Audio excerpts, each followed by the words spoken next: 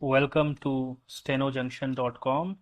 My name is Ankit Parekh with over 10 years of experience of teaching stenography, currently posted in Government of Rajasthan. 70 words per minute, starting in 3 seconds. 3, 2, 1. Questions of equity apart. The mode and scale of subsidizing has had two effects. One has been to induce a faster rate of growth of enrollments at this level than is otherwise likely to have taken place. In several parts of the country, the fees charged for higher education have remained unchanged for decades, and the rising costs have been almost wholly covered by the subsidies from government. Higher education has therefore become almost free for those who are in a position to meet the other related expenses. Para. The other effect has been to encourage in this sphere, particularly in the last decade, a kind of entrepreneurship with little commitment to the goals of higher education, where the rate of subsidy is high and the rest of the expenditure can be almost wholly covered by fees collected from students. A college can be started and run with very little exertion on the part of the sponsors. In Delhi, percent of the excess expenditure of a college on all approved items over its income from fees is met by the University Grants Commission, the sponsoring body, whether it is a private agency or a local authority, needs therefore to cover only a very small fraction of the total expenditure on running a college. Naturally, there is no dearth of entrepreneurs for starting colleges with an eye on the patronage and influence they can exercise through their control over them. Para.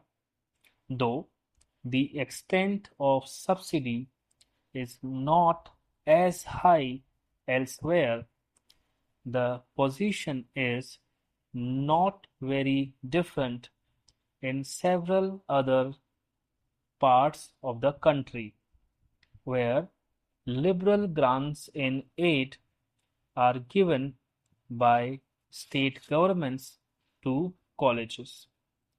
The main qualification required of the promoters of higher education under these conditions is only that they have the contacts for securing the necessary financial and other support from the powers that be, where the rate of subsidy is not so high, some adjustments are called for.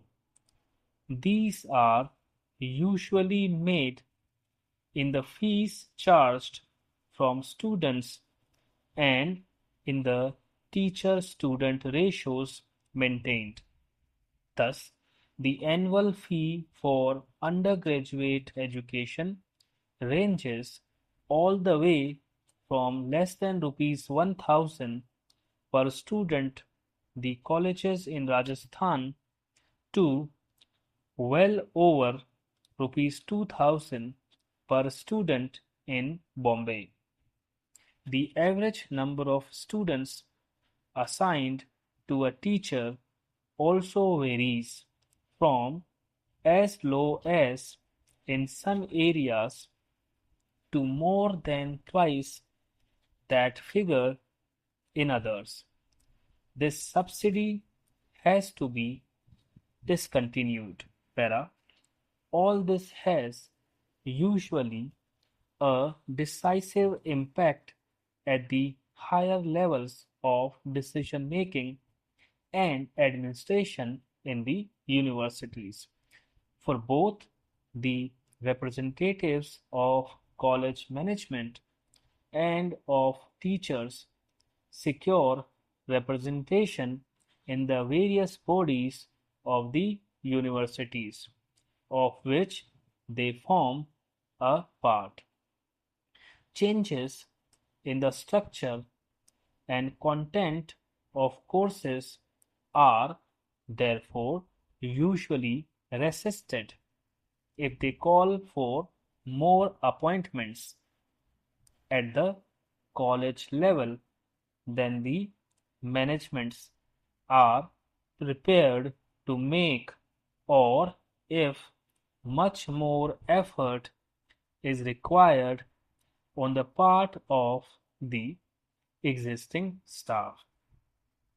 If any teaching is organized at the university level, as is generally done for postgraduate courses, the principle of representation has to be usually given considerable weight irrespective of academic considerations.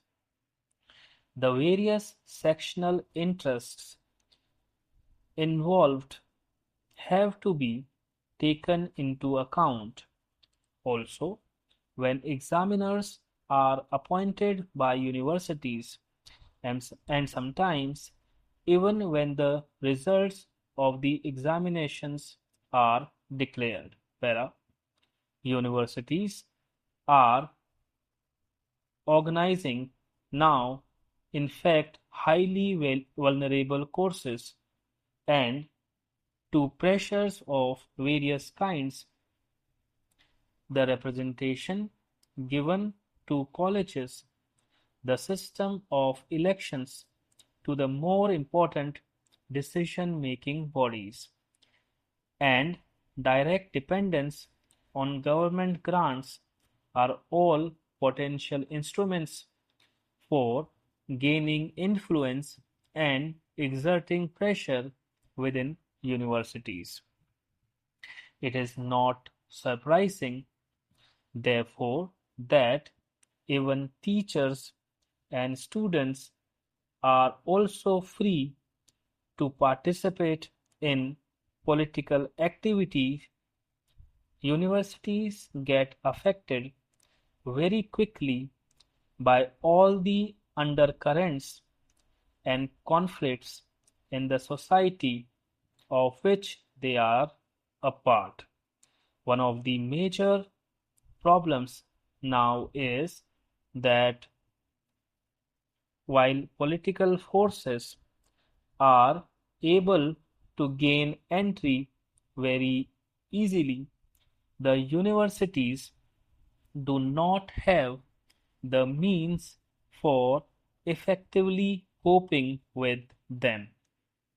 Para. Under these conditions, growth in size beyond a point becomes a particularly serious handicap. Not only are there few economies of scale to be gained by such expansion, but diseconomies set in through their greater vulnerability to pressures. Stop.